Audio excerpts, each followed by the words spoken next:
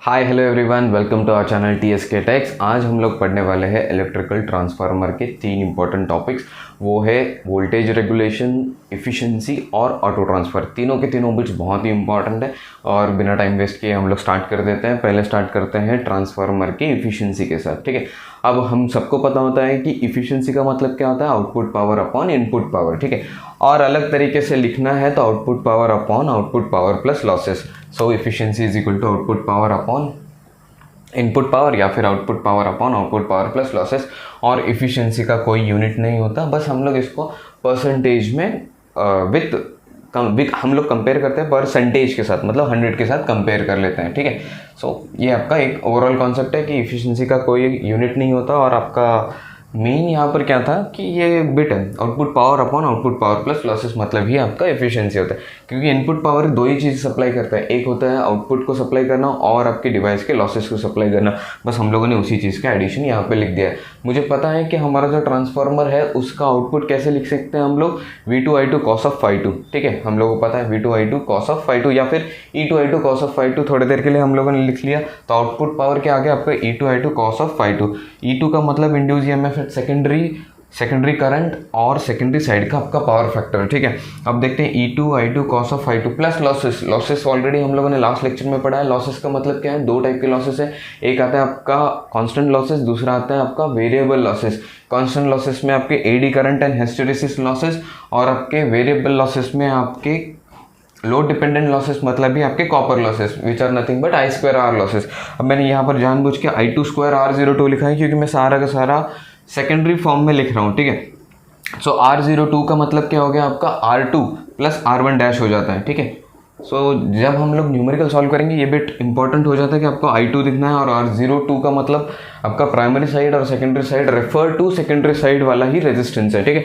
सो ये क्लियर हो गया आपको। आपका जो एफिशिएंसी का फॉर्मूला क्या है, E2I2 cos of phi2 upon E2I2 cos of phi2 plus I2R02 plus आपके आयन लॉसेस क्या होते हैं, कांस्टेंट होते हैं। तो आपको किसी भी लोड पे अगर एफिशिएंसी कैलकुलेट करने बोला है तो आपका आयन लॉसेस का वैल्यू कितना रहेगा, उतना ही रहेगा, ठीक है। अब देखते हैं हम लोग, अगर मुझे बोला है कि एक्स लोड मतलब 50% लोड है या फिर 75% लोड है।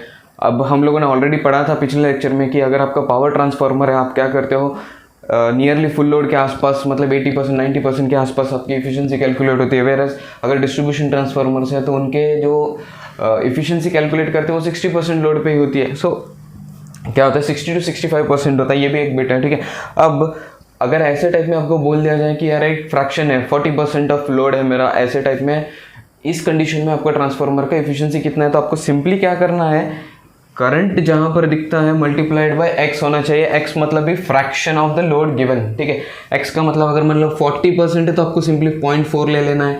अगर आपको 50% है मतलब सिंपली आपको 0.5 ले लेना है, ठीक है। आई होप क्लियर है। 75% है तो 0.75 ले लेना है। और जहां जहां पे आपके पास करंट है वहां पर मल्टीप्लाइड हो जाना चाहिए, ठीक है। सो एक्स है E2I2 cos of phi2 है, और यहाँ पर भी x है E2I2 cos of phi2 है। यहाँ पर x² इसीलिए लिया है क्योंकि आपके जो I² आया है तो x² बाहर ले लिया हम लोगों ने, x² I2² R02। Copper losses के आपके square of the current losses पे डिपेंड होते हैं, ठीक है, इसीलिए। सो फाइनली आपका एफिशिएंसी के इक्वेशन एट एनी लोड बोलता है। अगर हम लोगों ने बोला है कि 100% लोड है तो आपको सिंपली x = 1 ले लेना है, ठीक है। सो आप ये फॉर्मूला ही आपके दिमाग में रखोगे कि x times E2I2 cos of phi2 upon x times E2I2 cos of phi2 plus आपके x² times copper losses plus आपके आयन लॉसेस। देखो यहाँ पर आयन लॉसेस को हम लोगों ने कुछ नहीं किया because those are constant throughout the system. So अब देखते हैं हम लोग कि आपके सिस्टम का इफ़िशिएंसी मैक्सिमम कब होगा, ठीक है। सो मैक्सिमम इफ़िशिएंसी, इसके लिए एक ही कंडीशन है, आपके जो आयन लॉसेस है और आपके कॉपर लॉसेस है दोनों के दोनों कैसे होने चाहिए, सेम होने चाहिए। अब देखो आपको बोला है कि आपके कॉपर लॉसेस 400 है और आपके आयन लॉसेस 200 है, तो इसका मतलब है कि आपके आयन लॉसेस और कॉपर लॉसेस दोनों कितने होने चाहिए, 200 होने चाहिए, ठीक है। मतलब भी आपके कॉपर लॉसेस वेरिएबल लॉसेस जो है वो आप लोगों ने ऐसे सिंक करना है कि आपके आयन लॉसेस के बराबर रहेंगे, तब आपको मैक्सिमम एफिशिएंसी मिलता है। सो मैक्सिमम एफिशिएंसी के लिए कंडीशन क्या है, आपके iron losses must be equal to copper losses must be equal to iron losses बोलना चाहिए इसको और अच्छे तरीके से। सो आपका आयन लॉस का नया फॉर्मूला क्या बन जाता है, I2² R02, ठीक है। अब देखो और एक बिट है इसी के अंदर आई होप ये क्लियर है कि आपको क्या है, आपका इफिशिएंसी मैक्सिमम कब मिलेगा, तो सिंपली आपके जब iron losses is equal to copper losses है। इसके लिए एक डेरिवेशन आता है, हम लोग डेरिवेशन के थ्रू नहीं जाएंगे, हम लोग बस बिट को कवर करते रहेंगे, ठीक है। अब देखो इसको पूछा गया है कि आपका इफिशिएंसी मैक्सिमम है, तो ये कंडीशन है। सो ये कौन से KVA पर मैक्सिमम रहेगा, तो हम लोगों ने सिंपली क्या कर लिया है, यहाँ पर full load KVA into under root of PI upon PCU, ठीक है। मतलब ये आपने क्या किया है, यहाँ पर PI is equal to X square times PCU ले लिया है, ठीक है। आपको पता है कि आपके एक्स स्क्वायर टाइम्स PCU होते हैं, तो X square X is equal to क्या हो गया आपका under root PI upon PCU हो गया। अब आपने क्या कर लिया, फुल लोड KVA और मैक्स KVA आपने मल्टीप्लाइड कर ली। यही एक बिट आपको अच्छी तरीके से याद रखना है। आपको आयरन लॉसेस देंगे, कॉपर लॉसेस देंगे, फुल लोड KVA देंगे और पूछा जाएगा कि मैक्सिमम इफिशिएंसी ऑफ ट्रांसफार्मर के टाइम पे KVA कितना है, तो आपका आंसर क्या होना चाहिए, simply full load KVA into under root PI by PCU करो, आपको मैक्सिमम इफिशिएंसी के टाइम पे लोड KVA कितना है, लोड का KVA कितना है आपको क्लियर हो जाएगा, ठीक है। आई होप क्लियर है। अब देखते हैं एक ग्राफ है, यहाँ पर बिट ये है कि अगर मैंने मान लिया कि ये 50% है मेरा, ठीक है। सो 50% के पहले मेरा कैसे कॉपर लॉस और आयरन लॉस के बीच में रिलेशन कैसे होता है, और 50% के बाद में मेरा आयरन लॉस और कॉपर लॉस कैसे होता है। एक्चुअली ये थ्योरी है कि मैक्सिमम इफिशिएंसी के टाइम पे आपका पावर डिलीवर्ड कितना होता है, 50% होता है, ठीक है।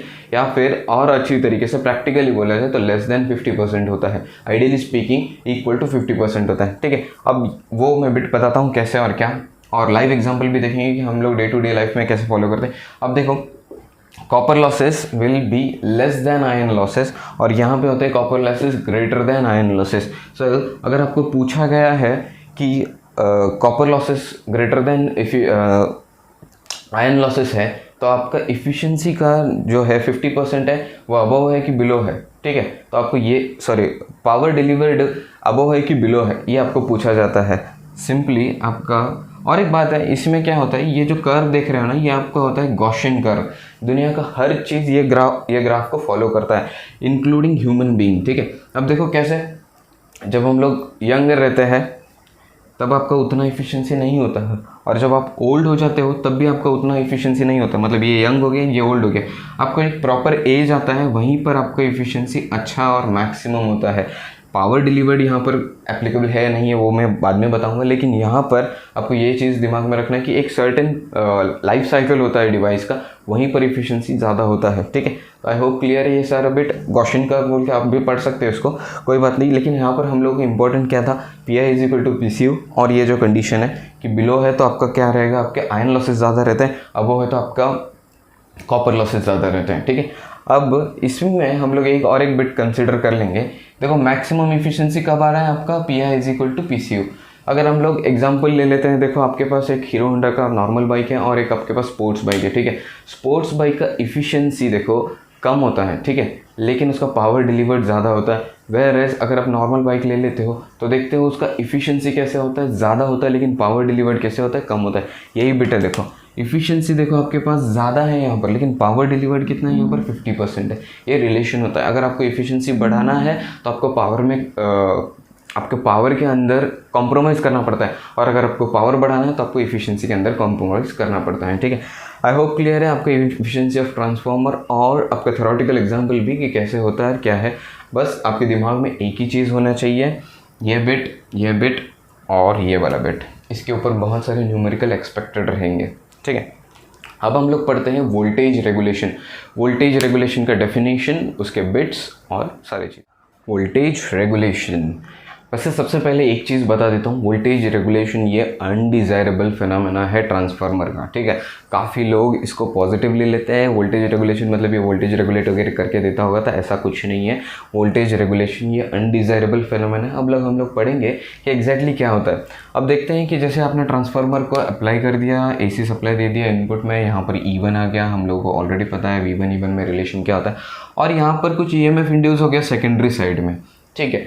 अगर आपने लोड कनेक्ट नहीं किया है तो ये जो EMF इंड्यूस EMF है वो आपके टर्मिनल्स तक वैसे के वैसे आ जाता है, लेकिन जिस मोमेंट पे आपने लोड यहाँ पर अप्लाई कर दिया वहीं पर क्लोज पाथ प्रोवाइड हो जाता है, क्लोज पाथ प्रोवाइड हो गया मतलब करंट फ्लो होता है, और आपका जो वाइंडिंग का रेजिस्टेंस है और वाइंडिंग का लीकेज रिएक्टेंस जो है उसके अक्रॉस कुछ वोल्टेज ड्रॉप होता है।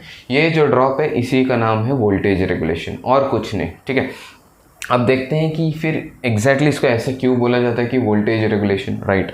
हम क्या करते हैं कि इसको जब एक्साइट करते हैं तो ये चीज़ हमारे दिमाग में होता है कि हमारे पास वोल्टेज रेगुलेशन है, मतलब अपना वोल्टेज ड्रॉप होने वाला है, तो हम लोग एक्साइट करते वक्त ही उसको थोड़ा सा एक्स्ट्रा वोल्टेज के साथ एक्साइट करते हैं और यहाँ पर आपको लोड पे जितना रिक्वायर्ड अमाउंट ऑफ वोल्टेज है उतना प्रोवाइड करके देते हैं, ठीक है।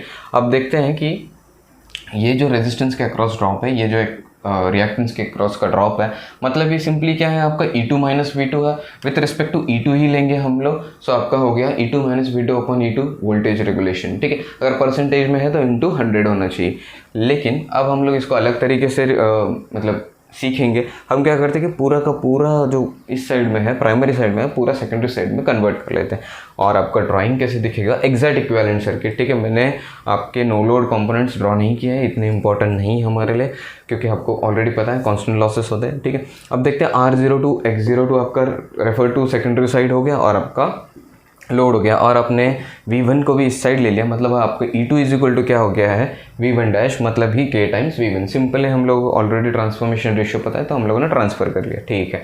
तो ये आपका जब भी आप वोल्टेज रेगुलेशन पढ़ोगे तो आपका ड्राइंग इस तरीके से दिखेगा या फिर आपके कंपोनेंट्स इस तरीके से दिखेंगे। अब वोल्टेज रेगुलेशन का फॉर्मूला हम लोगों ने देख लिया था, E2 था, लेकिन अब E2 की जगह पे कौन आ गया, तो आपका V1 डैश है, तो V1 dash minus V2 upon V1 dash. Voltage regulation का भी यूनिट कुछ नहीं होता, वोल्टेज अपॉन वोल्टेज है, इसीलिए परसेंटेज अगर लिखना है तो मुझे सिंपली इंटू 100 लिख देना है, ठीक है, और कुछ नहीं। अब देखो इसका एक छोटा सा फेजर डायग्राम ड्रॉ करने की कोशिश करते हैं। एज V2 को बेस ले लेते हैं, चलो मान लो V2 आपका क्या है, बेस है। अब देखते हैं, एक्चुअली मैंने V2 को क्यों लिया, V2 इज इक्वल टू ये प्लस ये, सिंपली, ठीक है, इसीलिए लिया है। अब देखो लोड मैं यहाँ पर एज्यूम कर लेता हूँ कि लैग है।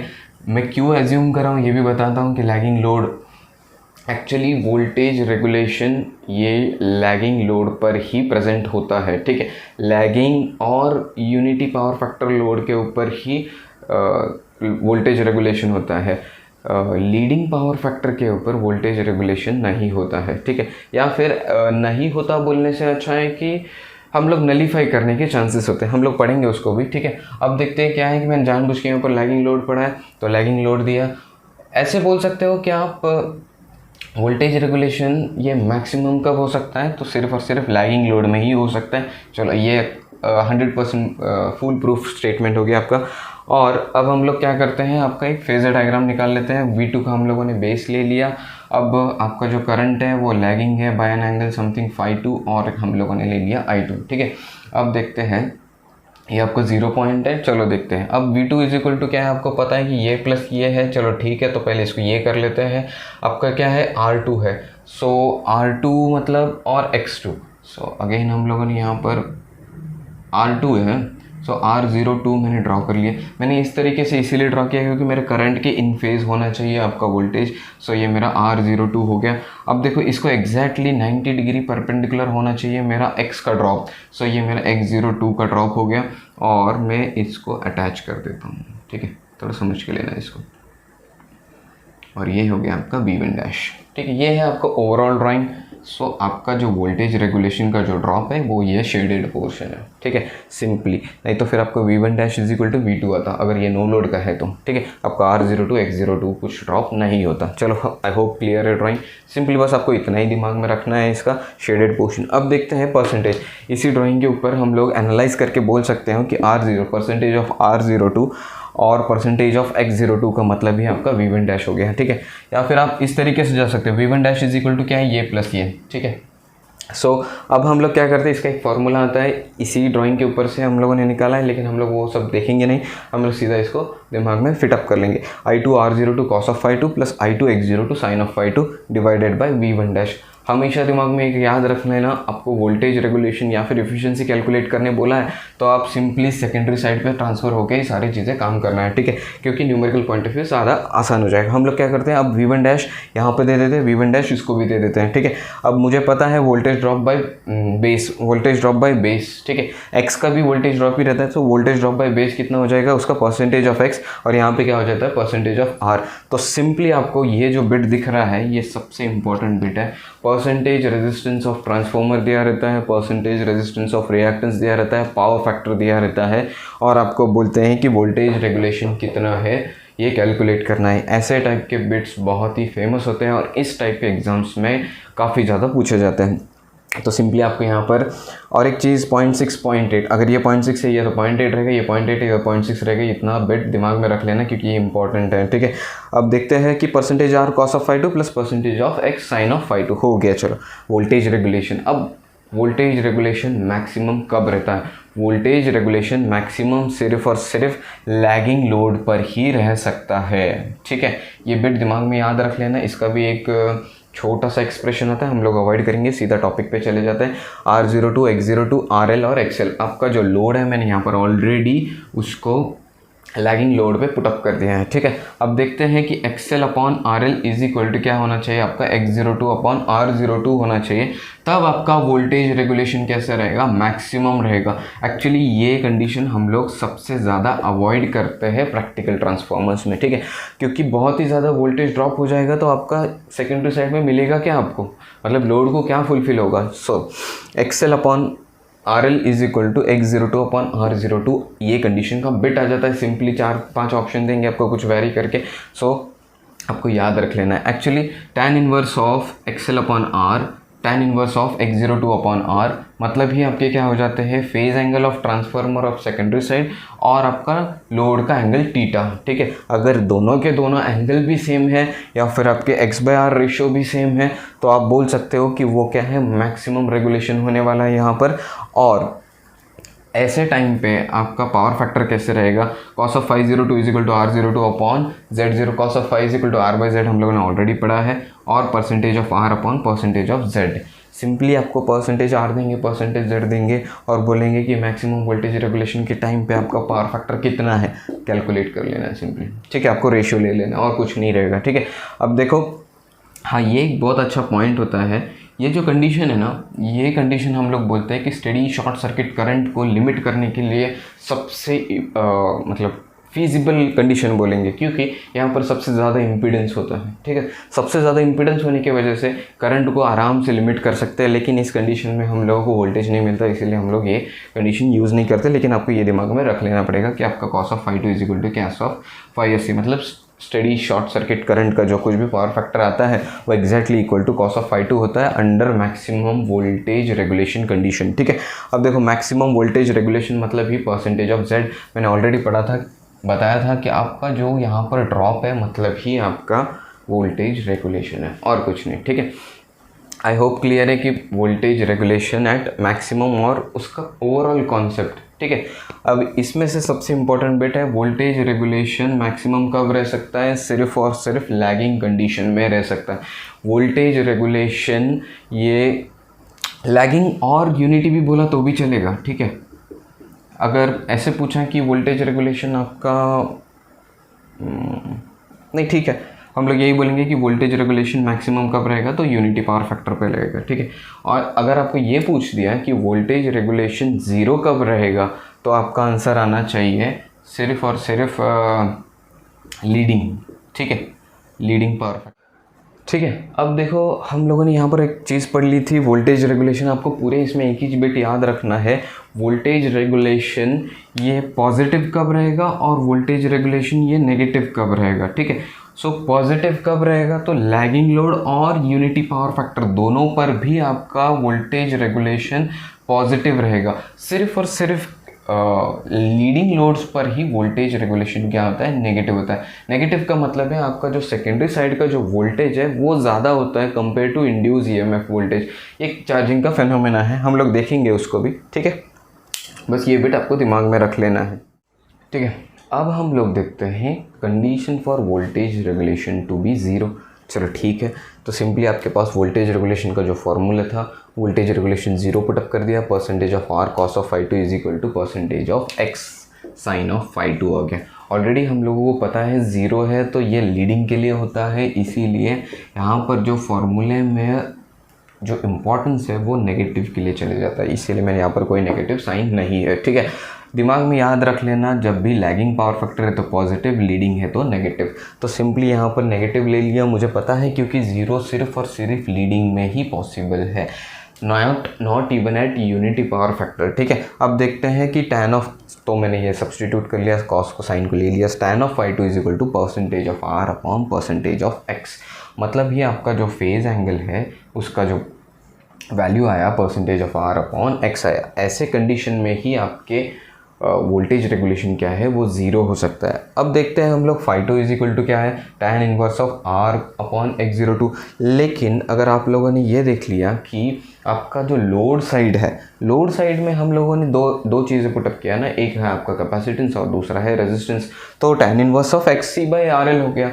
तो इन दोनों के बीच में अगर मुझे रिलेट करना रहा तो ये और ये इक्वल होने चाहिए, तभी एक एक्चुअली क्या है कि आपका जो आउटपुट में आप लोड कनेक्ट कर रहे वाले हो उसका कैपेसिटेंस आपके ट्रांसफार्मर के इंटरनल कैपेसिटेंस को कैंसिल आउट कर अगर उसके पास और एनर्जी बचता है तो और एनर्जी को प्रोवाइड करना, एनर्जी को मतलब वोल्टेज को चार्ज अप कर लेना, इसी तरीके का मतलब होता है आपका वोल्टेज रेगुलेशन को 0 करना। एक पॉइंट आएगा वहाँ पर आपका वोल्टेज दोनों के दोनों कैसे रहेंगे, जो डिफरेंस है वो 0 हो जाएगा, उसी को हम लोग बोलेंगे 0 वोल्टेज रेगुलेशन। ठीक है, और पूरा का पूरा इनपुट में जितना इंड्यूस हुआ एज इट इज़ लोड पर आ जाएगा। ठीक है, अब देखते हैं यहाँ पर XC/RL must be equal to R upon X।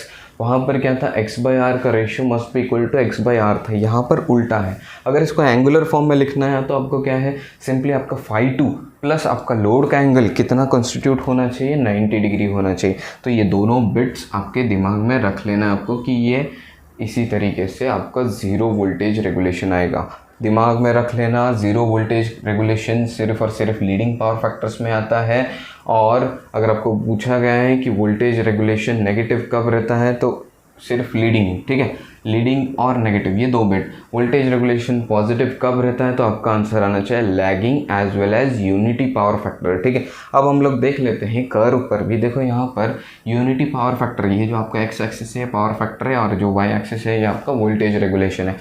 ठीक है, यहाँ पर यूनिटी पावर फैक्टर है, फिर भी आपका वोल्टेज रेगुलेशन का पॉजिटिव वैल्यू है। ठीक है, यही बिट बता रहा हूँ, वोल्टेज रेगुलेशन पॉजिटिव कब रहेगा, यूनिटी पावर फैक्टर पे और लीडिंग पावर फैक्टर और लैगिंग पावर फैक्टर्स पे रहेगा। ठीक है, सो पॉजिटिव वैल्यू है यहाँ पर भी। अब देखो यहाँ पे जैसे शिफ्ट अप हो गया तो नेगेटिव वैल्यू आ गया, कोई बात नहीं, उसको छोड़ दो। हम लोग क्या करते हैं, अब यहाँ से देखते हैं कि 0 कब होगा, तो 0 कहाँ पे होता है, इस पॉइंट पे ही 0 होने वाला है। और ये पॉइंट पता है हमको क्या है कि आपका फाई इज इक्वल टू क्या होना चाहिए, phi plus theta is equal to क्या होना चाहिए, 90 होना चाहिए। और आपको मैक्सिमम कब मिलेगा, जब आपका फाई इज इक्वल टू क्या होगा, आपका थीटा रहेगा। और यहाँ पर क्या है आपका phi plus theta is equal to 90 रहना चाहिए। ये जो बिट्स है ना दोनों के दोनों इतने ज़्यादा इंपॉर्टेंट है। और इस केस में आपका पावर फैक्टर कितना है, x/z है, इस केस में आपका पावर फैक्टर कितना है, r/z है। ये बिट्स आपको दिमाग में रख लेने पड़ेंगे। ठीक है, इसी चीज़ को हम लोग बोलेंगे simply voltage regulation cos of phi two under this condition x/z, हम लोग को पता है ऑलरेडी। ठीक है, आई होप क्लियर है वोल्टेज रेगुलेशन का कॉन्सेप्ट, उसके फॉर्मूलेज और उसके बिट्स। हम लोग क्या करेंगे, इसके न्यूमेरिकल्स भी देखेंगे। ठीक है, न्यूमेरिकल का एक अलग से वीडियो आएगा। अब हम लोग देख लेते हैं ऑटो ट्रांसफार्मर, जो कि कॉम्पिटिटिव एग्जाम्स में बहुत ही ज़्यादा पूछा जाता है। मोस्ट इंपॉर्टेंटली उसके थ्योरी बिट्स मैं ज़्यादा नहीं पढ़ाऊंगा, हम लोग बस उसमें क्या याद रखना है यही देखेंगे। ठीक है, ऑटो ट्रांसफार्मर। ठीक है, अब देखो ऑटो ट्रांसफार्मर में एक सिंगल कोर रहेगा और दोनों के दोनों वाइंडिंग नहीं रहते, यहाँ पर सिर्फ एक ही वाइंडिंग रहेगा। और एक ही वाइंडिंग एक ही कोर के ऊपर आपने माउंट कर लिया। माउंट करने के बाद क्या कर दिया, इसी वाइंडिंग में से एक टैपिंग निकाल लिया और वो जो टैपिंग है वही आपकी सेकेंडरी साइड बन जाती है। और जो अनटैप्ड पोर्शन है वो पूरा का जो है वो ये आपका प्राइमरी साइड बन जाता है। ठीक है, अब देखो ये जो टैपिंग है इसको हम लोग ने, इसका जो रेशियो है वो हम लोग सिंपली LV/HV ले लेते हैं। और ये जो टैपिंग का रेशियो कैसे रहेगा, हमेशा 1 रहेगा, क्योंकि आपको दिख रहा है यहाँ पर। ठीक है, कि आपके जो वाइंडिंग है उसमें से थोड़ा सा पोर्शन ही आप लोग सेकेंडरी साइड में यूज़ करने वाले हो। अब देखो एक्चुअली आपका ऑटो ट्रांसफार्मर है, इसके जब टैपिंग बहुत ही ज़्यादा है, मतलब अगर ज़्यादा टैपिंग है यहाँ पर है, इस एरिया में है, तो आपका ऑटो ट्रांसफार्मर का बेनिफिट ज़्यादा होता है कंपेयर टू ये एरिया, ठीक है। और मतलब ही K = 1 अगर आ रहा है तो हम लोग बोल सकते हैं कि आपका ऑटो ट्रांसफार्मर काफ़ी बेनिफिशियल होता है। लेकिन इसके लिए तो ये बना नहीं है, तो आपको क्या है, लो वोल्टेज प्रोवाइड करने के लिए बना होता है, या फिर आपको स्टेप डाउन करना है इसीलिए बना है कम कॉस्ट में, ठीक है। अब देखते हैं, लेकिन इसका एक लिमिटेशन आता है, वो होता है 33.3%। मतलब आपका जो टैपिंग है अगर 33.3% के नीचे है तो आपका ऑटो ट्रांसफार्मर यूज़ करने के लिए फिजिबल नहीं होता, और ये बहुत ही ज़्यादा फेमस बिट है, ठीक है। इसको दिमाग में रख लेना, 33.3% मतलब ही यहाँ पर हम लोग बोल सकते हैं 0.33, ठीक है। अगर ऐसे टैपिंग के बिलो है तो आप ऑटो ट्रांसफार्मर को यूज़ नहीं कर सकते, फिजिबल नहीं होता है। उसके अबव टिल 1 तक हम लोग फिजिबल। अगर आपको पूछा जाता है कि 0.5 अच्छा है कि 0.6 है, तो आप हमेशा 0.6 फिजिबल के लिए आंसर टिक करोगे, ठीक है। ये बिट आता है, ठीक है। अब देखो K = क्या हो गया आपका, परसेंटेज टैपिंग हो गया। अब हम लोग देख लेते हैं कि ऑटो ट्रांसफार्मर को क्यों यूज़ करना है। एक्चुअली इसकी बेनिफिट्स बहुत ज़्यादा है कंपेयर टू 2 वाइंडिंग ट्रांसफार्मर। देखते हैं कैसा। आपको जो कोर का वॉल्यूम है वो बहुत ही कम लगेगा। आपका कोर का साइज़ इतना होता था, अब सिर्फ इतना ही रहेगा, ठीक है। तो जो वॉल्यूम ऑफ कोर रिक्वायर्ड है वो क्या हो गया आपका, कम हो गया।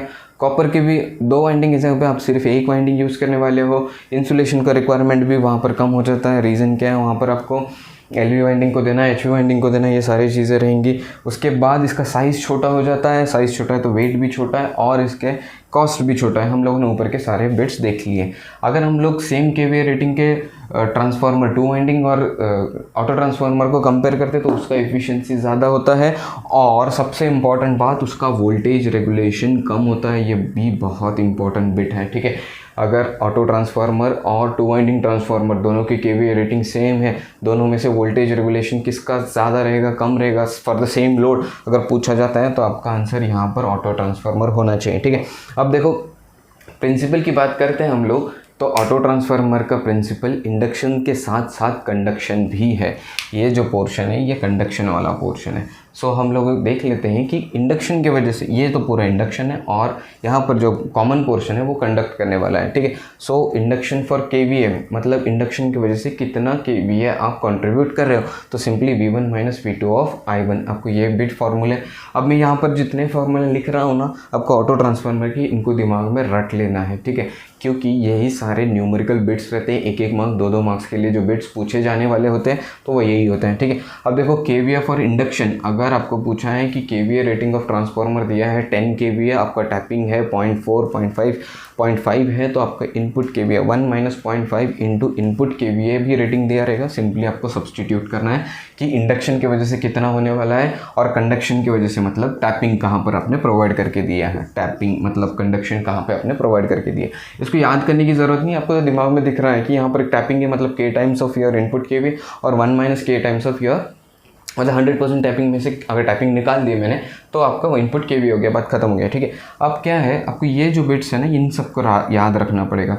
पूछा जाता है कि अगर मैंने एक ट्रांसफार्मर लिया और 2 वाइंडिंग ट्रांसफार्मर लिया और 1 ऑटो ट्रांसफार्मर ले लिया और मैंने उसका कॉपर के कंपैरिजन कर लिया, तो ऑटो ट्रांसफार्मर में 1 - K times of copper used in second winding या फिर 2 वाइंडिंग ट्रांसफार्मर होता है, तो 1 - K टाइम्स मतलब ही आप टैपिंग कहाँ प्रोवाइड करके दे रहे हो, सो 1 - K टाइम्स, ठीक है। सो मतलब यहाँ पर 50% ही लगेगा। अगर टैपिंग आपने 50% पे दे दिया तो आपका 50% ऑफ कॉपर सेव हो जाता है, ठीक है। Saving of copper is simply is equal to आपका K% टैपिंग, ठीक है। यहाँ पर 1 - K तो यहाँ पर K है, ये दिमाग में रख लेना।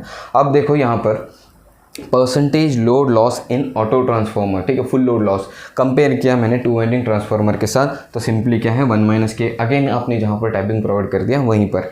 सो दिमाग में आपको क्या कर लेना है, 1 - K वाले कौन है, K वाले कौन है, ये सेग्रीगेट कर लो और एक कोड बना लो तो भी आपका काम बन जाता है, ठीक है। सो 1 - K, ये 1 - K, 1 - K। अब ये जो बिट है ये तो गेट में भी आके गया है, इसका है KVA rating of auto transformer compared with secondary. मतलब आपको दिया रहता है कि 2 वाइंडिंग ट्रांसफार्मर है, उसका KVA रेटिंग कितना है, और अगर आपने टैपिंग इसमें प्रोवाइड करके दे दी ऑटो ट्रांसफार्मर में तो KVA रेटिंग कितना रहेगा। तो सिंपली आपको क्या करना है, 1/1 - K times your KVA of second या फिर 2 वाइंडिंग ट्रांसफार्मर, ठीक है।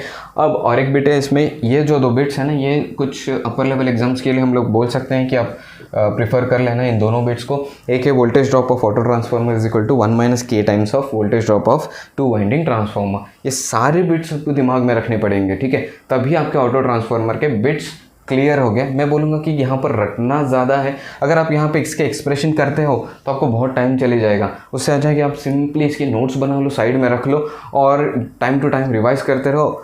मैं इसके ऊपर के जो न्यूमेरिकल बिट्स है वो भी हम लोग लेंगे तो आपको और भी क्लियर हो जाएगा। अच्छा अगर ये 500 है तो वो 200 होता है एंड सो ऑन। मतलब एग्जांपल बोल रहा हूँ मैं कि वैटेज मतलब जो आपके कॉपर लॉसेस है 2 वाइंडिंग ट्रांसफार्मर के कंपेयर किए हम लोगों ने ऑटो ट्रांसफार्मर के साथ, तो कितने होते हैं, कितने वेरी होते हैं, और आपके टैपिंग को, नंबर ऑफ टैपिंग्स को वेरी करेंगे हम लोग अगर, तो कितना वेरिएशन आता है।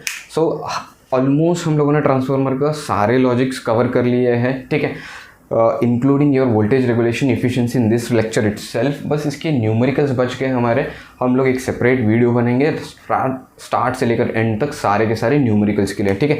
अब और रही बात 3 फेज़ ट्रांसफार्मर की, 3 फेज़ ट्रांसफार्मर का एक सेपरेट सेशन रहेगा हमारा। इसके बाद हम लोग जाएंगे इंडक्शन मशीन्स के साथ। I hope you are doing well. हम लोग इंडक्शन मशीन्स में कॉन्सेप्ट्स के साथ और सारे के सारे उसके बिट्स और न्यूमेरिकल्स के साथ कंप्लीट करेंगे, ठीक है। तब तक के लिए थैंक यू।